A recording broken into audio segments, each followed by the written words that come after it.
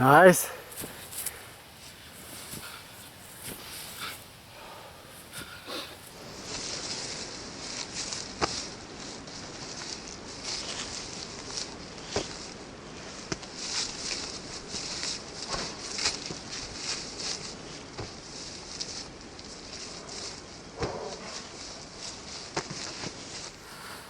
Archery. Push your hip forward. Archery. Yes, yes, yes. Yeah. That brings in the whole power of your body. Oh yeah. Whoa, your core.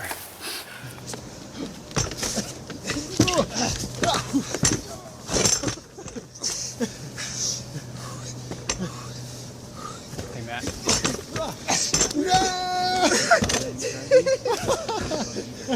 Okay.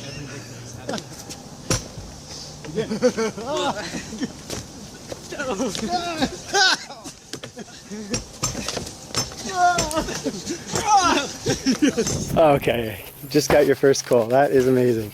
Okay, with hand draw. Yeah. Okay, so this, you're just gonna set down on top of it. Good. Oh yeah, so go on.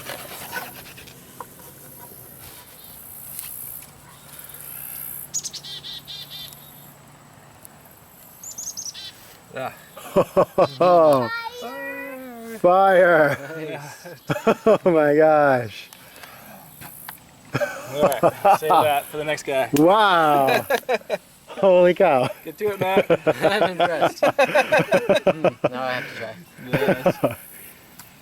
Okay. I mean, the logic of swallow. Thank you, thank you.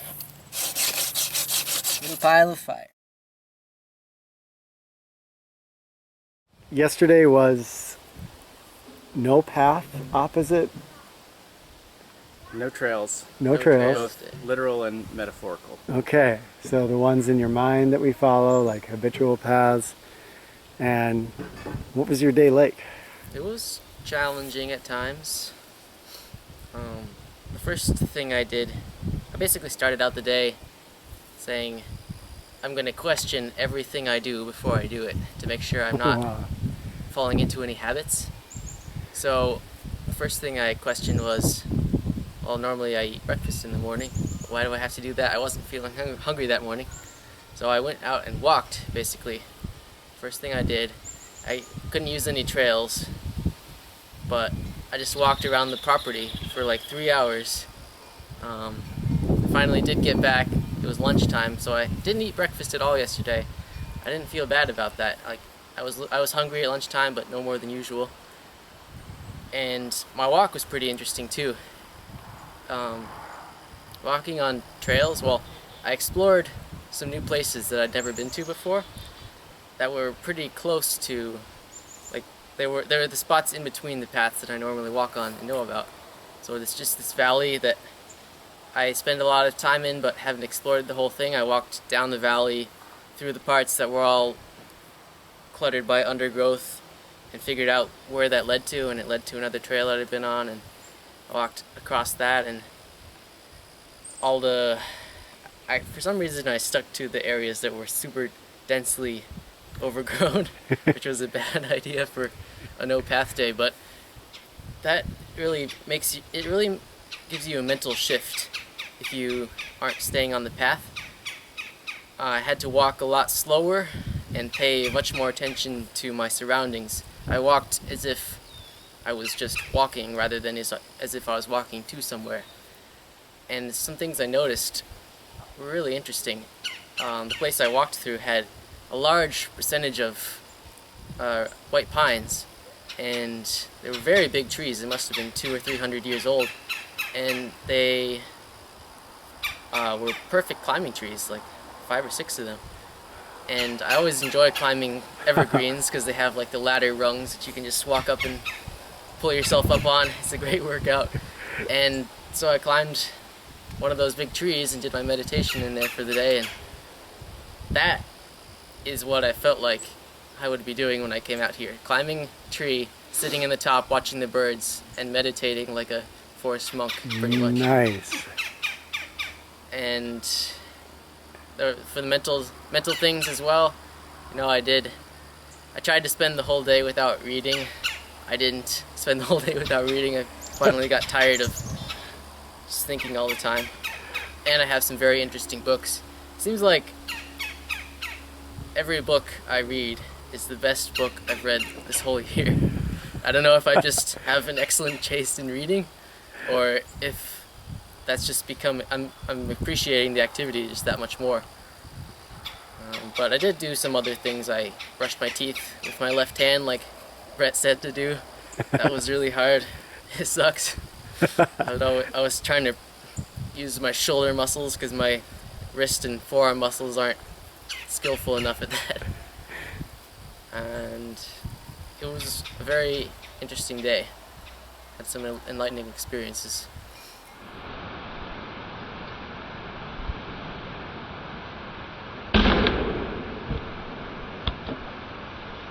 Paperwork. Okay. Yeah, there. Whoa. This is Bert. That guy. You can touch. It's not gonna snap my fingers off. Well, if he does, he just got too close. Take your finger and go straight down in. That's how deep the feathers are. It's like a big fluffy dog. And his eyelids are all feathers. His eyelids are Yeah? made of feathers? Oh my gosh, Yeah. look at that. Wow. All the owls are like that. And then you see he's blind in this eye. He has a detached retina. Now, let's see if we can find it. I know you hate this part. Ooh. That's his ear. You see it okay? Wow.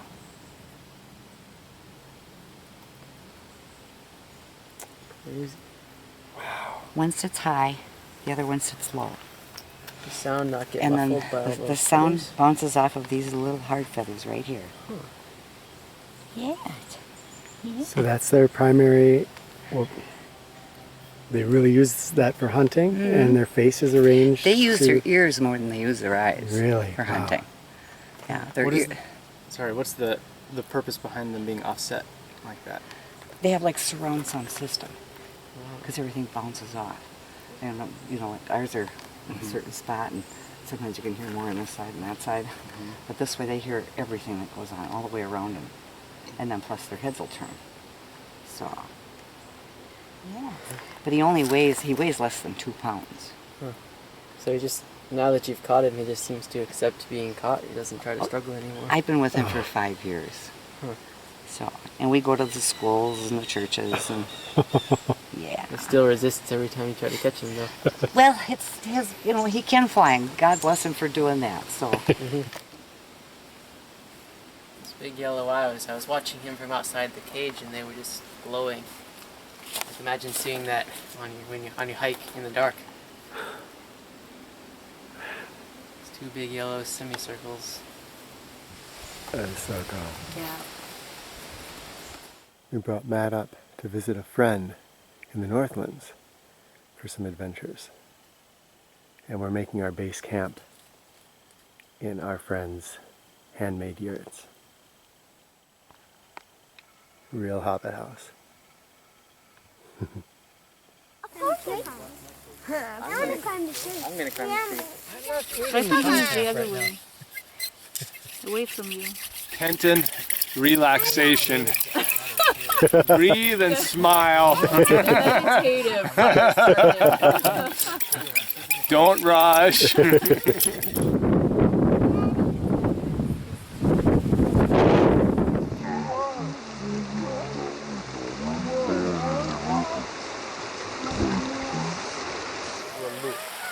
Go! Whoa! Thoroughly alive, like a rotted stump. Okay, now you have to get out. I'm gonna get in there. It's like I'm a worm that just bored through the trunk.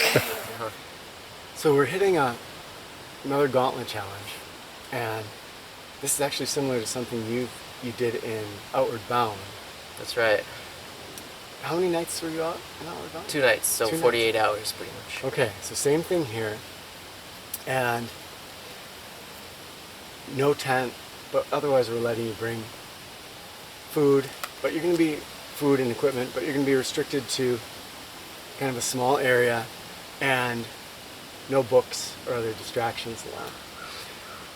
So I don't know how they set it up for Outward Bound, but what I'm hoping happens here is that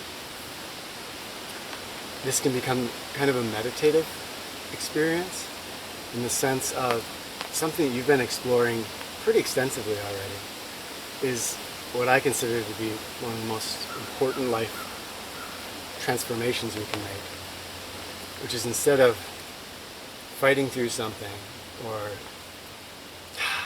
tolerating something, we can really be present in that experience that we're in. And so what I'm going to ask of you here is that these 2 nights, because I know you can willpower through this, no problem, is that you almost make these the last 2 nights of your life in a way. And you imagine that when you're out there, the only thing that matters is being with this experience as fully as you can. Yeah. I'm going to give you a couple of meditations that you can practice if you want when you're out there. Even though you're in a small, probably about 20-foot area, you can explore that area as much as you want. And there's whole worlds, obviously even in just a square foot. We haven't done that square foot exercise yet, but there's whole worlds there that you're going to be sharing, your life with.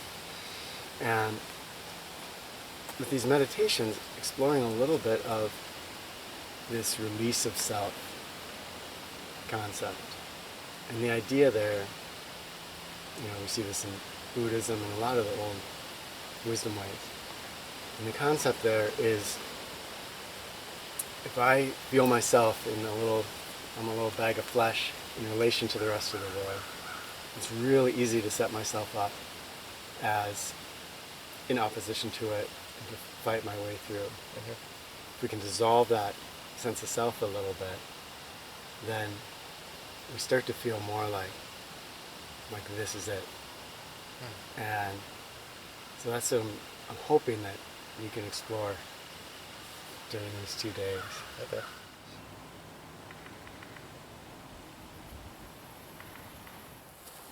You just arrived back from your 2-night solo adventure. Last night, the heavens raged upon the earth. That was an unbelievable storm. I mean, the winds, the lightning, the thunder. What was your whole experience like? Well, I pretty much figured by the time I went to bed last night, okay, I'm all done. I finished. So that didn't turn out to be true.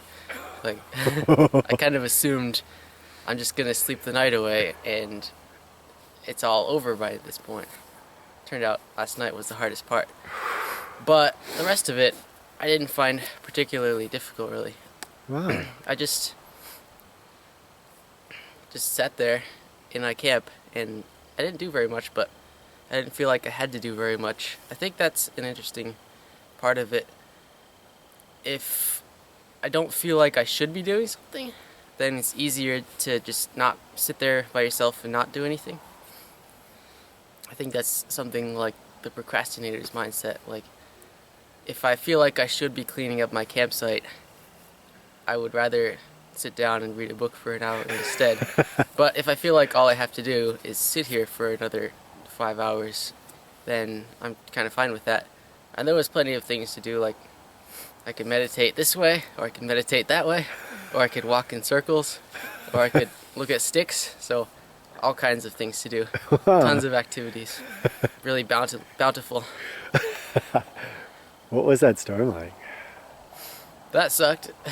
I mean, that was, wow. Yeah. Well, it helped me figure out that the tarp setup I had didn't work in the rain. Oh, no. So I'm glad I figured that out before enough water had pooled on that the tarp would break like it did last time. I just poked up a stick up in the middle of the tarp to hold it up, and that seemed to work pretty well, fortunately, because I didn't have any better idea. It made the water run off, but the water was definitely coming in the sides too. I had it as low to the ground as I could, but the wind and the wind would push the little tiny droplets of water just feet into the tarp, and everything in there got damp. It was like sitting in the midst of a waterfall. But it stopped raining halfway through the night and the wind picked up, so most of my stuff is dry by now. Okay. That's pretty nice. The amount of electricity, a lot of us would have been pretty scared. That was pretty Did you cool. have any fear? Not of the lightning, no. No. No, I just thought, well, sometimes it was right overhead, like you would hear the actual crash of the lightning bolt, and then you would hear the thunder half a second later, and that was pretty neat, like lighting up the whole place. I enjoyed that part. Wow. Animals? Any sightings? Saw lots of squirrels, Okay. plenty of them, a chipmunk, deer. I figured there would be mice going into my food bag and eating everything in there, so I was pleasantly surprised that all my rice is still intact and all my food is still there. Wow. There was some large animal last night making some noise in the leaves, traveling quite fast, and had me reaching for my headlamp and Okay. kind of sitting up in my sleeping bag, wondering what it was. Could have been a fisher, could have been just a deer or a badger or something. Okay. But yeah, that was a little bit freaky. Ah, No bears though. no bears. All right, just started my walk down from camp. I'm heading down to the trout stream to get some work done. Campsite's right over there, but I figured I'd take you along with me, show you what the walk is like. This is the forced monk path, aka not a path, but it's pretty nice this time of year. All this great leaf cover is a really nice surface for walking on barefoot. It's just really pleasant, and it slides around a bit on the hills. You have to be careful, but not much risk of getting poked by thorns or anything. So these past 2 weeks have been different significantly in that it's gotten cold. It's gotten to be about maybe 40, 45 degrees is the average temperature, and I'm bundling up. Most of the time now, I can't sit and read like I used to do because it's just too cold out to sit still in one place. I've got to be moving. So that gives me some really good opportunities for primal fitness. Basically, I have to get out of my sleeping bag, go run half a mile, do 60 push-ups before breakfast, just so I can stay warm. And that's pretty nice because that's going to be a big theme probably next month. So we're going to really get into the fitness of this thing, physical fitness. Walking up this hill is going to be good for my fitness. Whew. The other thing about fall right now that I'm really enjoying a lot is these trees. Let me see the trees. They're going bald. And sitting in the woods now, I get sunlight. Well, if the sun's out, it's not out today, but all day long now. Used to be, I get a couple of rays early on in the morning and maybe some last tinges of sunset. Oh. Here's a little trail.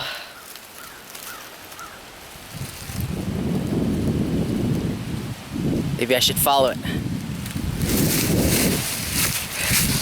But now this sunset all day long, sunlight, and really the most noticeable part of that is looking from outside the forest. You can actually see the inside of the woods.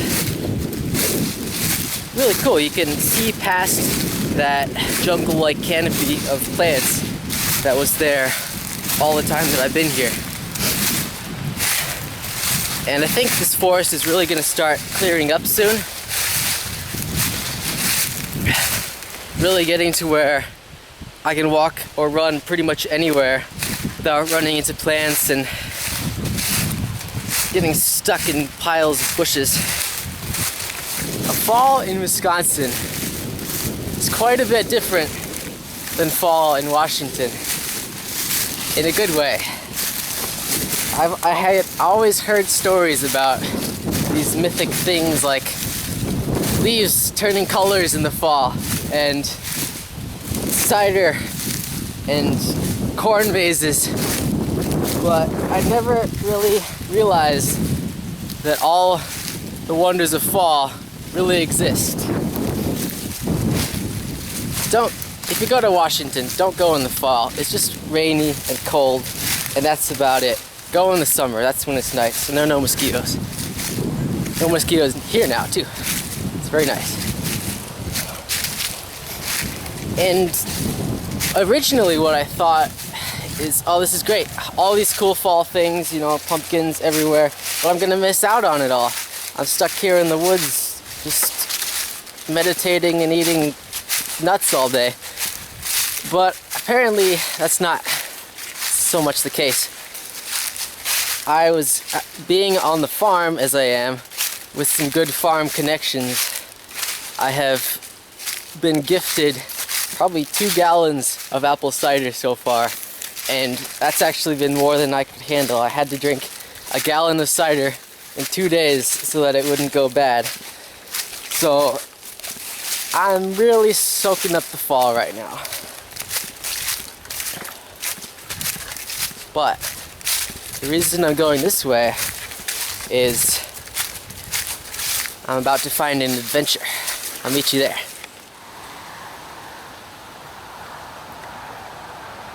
Beautiful bird. Alright. This is where the magic happens. Supposedly, this is where I get the clay that I need for my pizza oven. Now, I came down here one time before, and I collected just a little bit of clay, an experimental amount, so I know there's some here.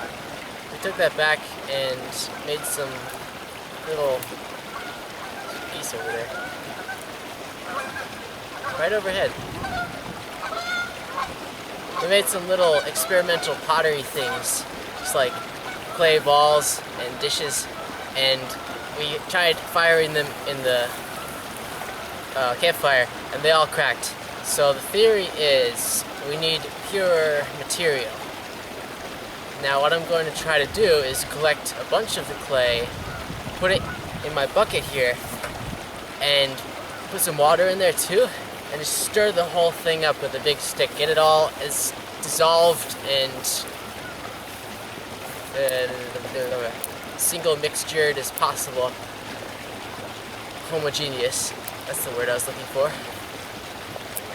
And once that happens, it should take a couple of days to settle out, or so I've been told, and once everything settles out, small fine clay will be at the top, and all the nasty big rocks and sticks and sediment, the bad stuff that we don't want, will be at the bottom. So this will be a pure material, and hopefully I'll be able to use it to make my oven and maybe some other projects that I'm working on. So I'm gonna get in that cold water and go harvest some clay. And remember, real adventurers don't wear shirts.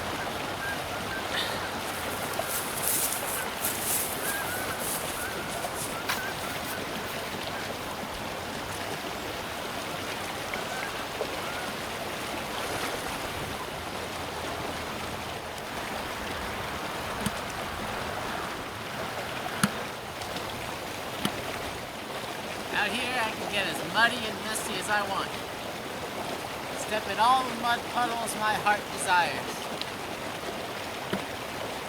I finished my clay collection, and my conclusion is I should have done this in August. It's cold out here.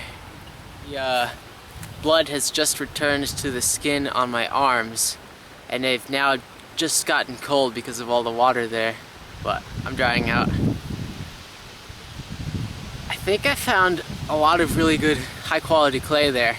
I don't really know what I'm looking for. If anybody knows clay, maybe you can tell me. I found a good amount of this really nice dark blue-gray stuff, and a lot more of the good stuff than last time I came out here. We were having to pick out lots of rocks and leaves and things before, but now it's a lot of this blue stuff, but there's also attached to it some sections of copperish yellow colored clay, and I don't know if that's good or if that's impure or it's gonna crack or something. Maybe you guys know, somebody knows about clay, tell me about that. But I'm gonna take that back and do some experiments with it. Hopefully I can get an oven out of it. Wanted to talk about two more things. One thing is something I noticed and learned about when I was doing my gauntlet challenge. The thing I noticed is that often I have delayed my happiness. So basically the thought process goes, once A changes, then I will be happy. Or once B goes away, then I will be happy.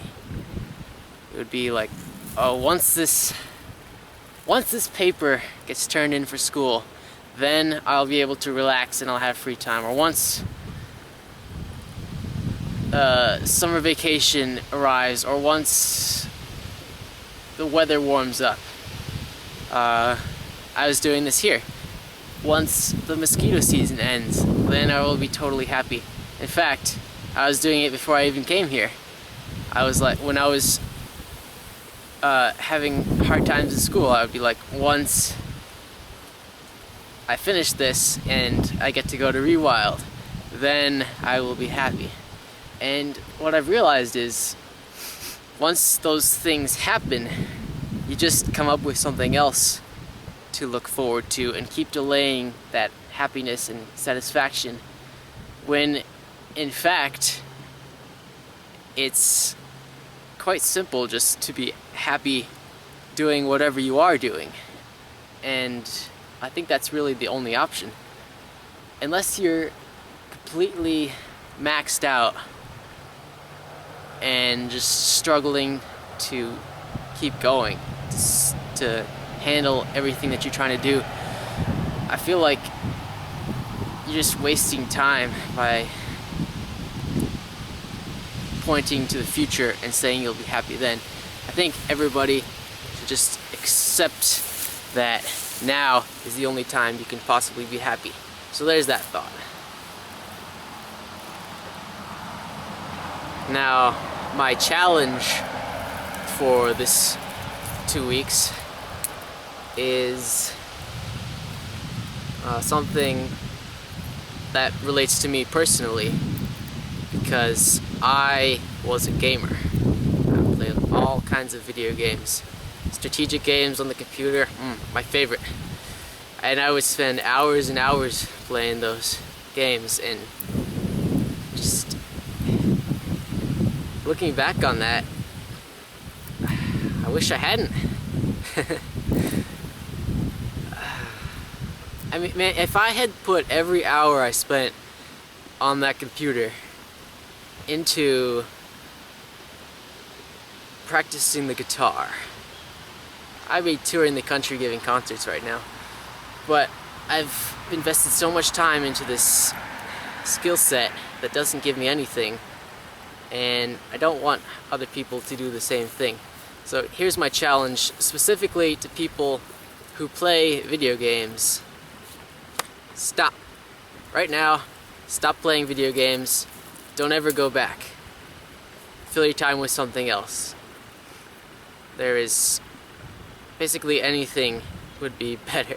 I mean, I get as much enjoyment now out of reading as I used to out of playing games, and it doesn't come with that lingering regret at the end.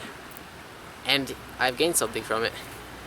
The other thing that sort of ties to that regards the internet, just the internet usage in general, which is something most of us do, so it should be relevant. When I would go on the internet, I didn't have a purpose most of the time. I would just kind of surf around and look for things to do, and that ate up a lot of time. I think a lot of people do that. They just go on the internet without really an intent to do something, or they stay on there longer than the job they were trying to do. So the other part of the challenge is when you do go on the internet, decide what you are going to do beforehand and don't do anything else. That will keep you, I think, from getting sucked into everything, and it'll give you a lot more time for things that you want to do, the things that you will be glad you have done. So those are my 2 challenges. Let me know if those are good for you, if those help you in any way, and I sure hope they do. Now I'm going back to a warm fire and get myself nice and toasty again. Ha! Just kidding! Woo!